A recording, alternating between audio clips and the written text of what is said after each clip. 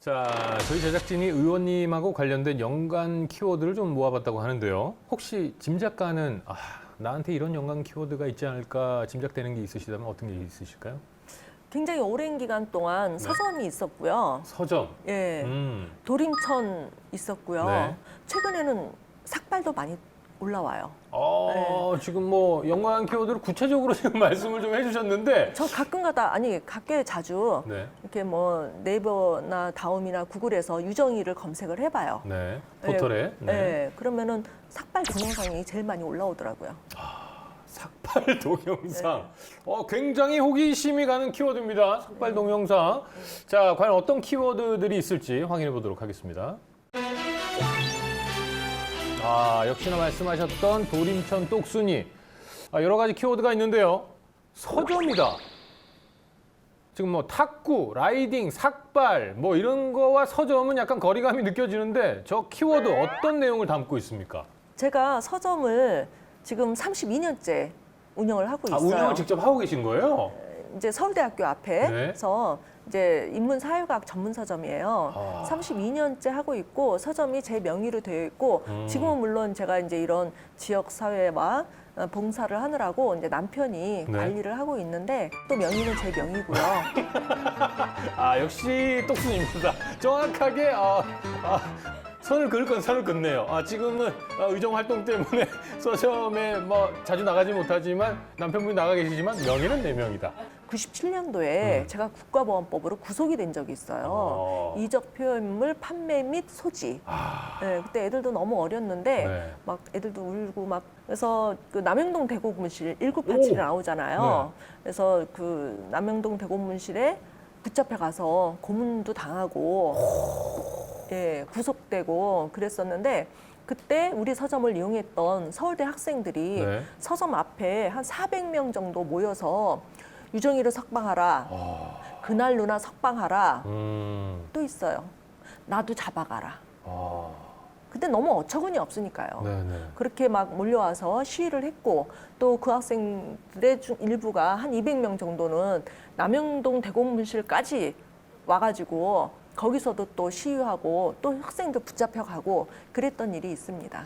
이야, 저는 지금 굉장히 막 소름 돋는 게 97년이라고 말씀하셨잖아요. 그 97년에 제가 대학교 1학년 때인데 그때도 대공분실이 있었습니까?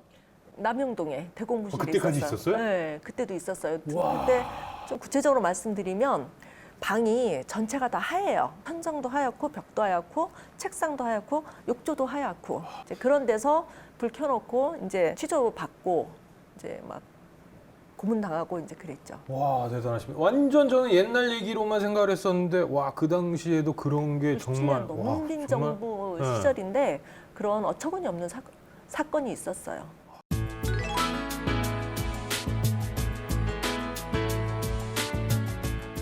잊지 못하죠. 그 장면을 저는 보지 못했고 이제 남편을 통해서 들었죠. 그래서 우리는 서점을 그래서 지키고 있습니다. 지금도. 야, 지금까지 어떤 연관 키워드 중에 가장 어떤 울림이 있는 키워드가 아닌가 생각이 듭니다. 다음 키워드는 또 환경운동가다. 이건 어떤 내용을 좀 담고 있습니까? 네, 제가 이제 90년대 초반에 관악구청에서 도림천이라는 하천을 덮어서 도로로 만들겠다라는 계획을 발표를 해요. 그래서 뜻있는 그런 분들이 모여서 도림천 복개 반대 운동을 합니다. 근데 제가 그때 서점이 도림천 바로 앞이에요. 그래서 항상 그거를 봤어요.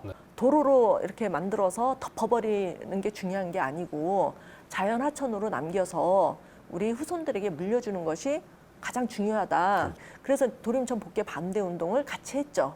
그러다가 이제 구현이 됐습니다. 이야, 지금 보니까 말씀 좀 듣고 보니까 이 삭발이라는 단어가 이제는 조금 이해가 될 것도 같습니다. 자, 삭발 어떤 내용입니까?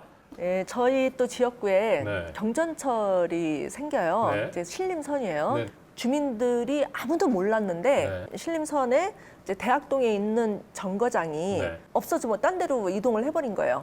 그래서 이제 관악구는 특히 서울대학교도 있고 민주화의 성지이기 때문에 이 박종철 센터도 있고 따라서 박종철역이 반드시 신설이 돼야 된다. 이제 이런 그 신념으로 시정 질문을 했죠. 어처구니 없는 상황이 만들어졌습니다. 박종철 기념관과 연계되는 가칭 박종철역은 꼭 만들어져야 합니다. 그 과정에서 주민 대표분들하고 같이 삭발을 하게 됐습니다. 야, 삭발이라는 게 저기 지금 화면에도 잠깐 나오는데요. 이게 참 쉽지가 않은 거잖아요. 어떤 심정이셨어요? 삭발을 이렇게 하셨을 때. 저는 사실은 이제 감옥도 여러 번 갔었고요. 데모도 많이 했었고요. 네네. 농성도 많이 했었고 네. 단식도 많이 하고요. 아, 그래서 삭발에 대한 아. 어떤 뭐 약간의 두려움, 거부감 이런 건 전혀 없었어요. 그럼 화면으로 봤을 때는 시간이 꽤 지난 것 같은데 지금 헤어스타일도 그렇게 길지가 않으세요. 삭발하고 나니까 의외로 내 스타일과 잘 맞는데 이런 걸 느껴서 일부러 안 기르시는 겁니까? 어떻게? 이제 뭐 어울리고 안 어울리고를 떠나서 어쨌든 그 현안이 해결이 안 됐어요. 아, 해결이 안 돼서 네. 지금 계속 이 상태로 있습니다. 처음에 삭발했을 때 그 마음가짐을 잊지 않기 위해서. 그렇죠. 기르지 않겠다. 그렇죠. 일단 해결될 때까지는. 대단한 의지력입니다. 좋습니다. 그럼 마지막 키워드 한번 체크를 해보겠습니다. 수달. 수달은 또 어떤 내용입니까? 수달은 조금 지금 이 흐름과는 잘 어울리지는 않은 것 같은데 수달 어떤 내용을 가지고 있습니까? 수달에 대해서 제가 관심을 갖게 된 거는 네. 이제 SNS, 구체적으로 이제 페이스북을 하려고 딱 열어보면은 네. 그렇게 수달이 많이 뜨는 거예요. 그때 환경운동연합에서 아마 2017년 정도였던 것 같아요. 수달이 발견되면서 수달을 보호하자, 수달을 지켜주세요. 뭐 이런 캠페인을 할 때였는데 네. 내가 수달을 지키고 보호하는데 뭐 어떻게 도와줄 수 있을까? 응? 그래서 뭐 공유도 많이 하고 좋아요도 많이 하고 했는데 이제 시연이 돼서 조금 더 구체적인 방법이 생긴 거죠. 네. 그래서 수달을 보호하자는 취지로 조례도 만들었고요. 네.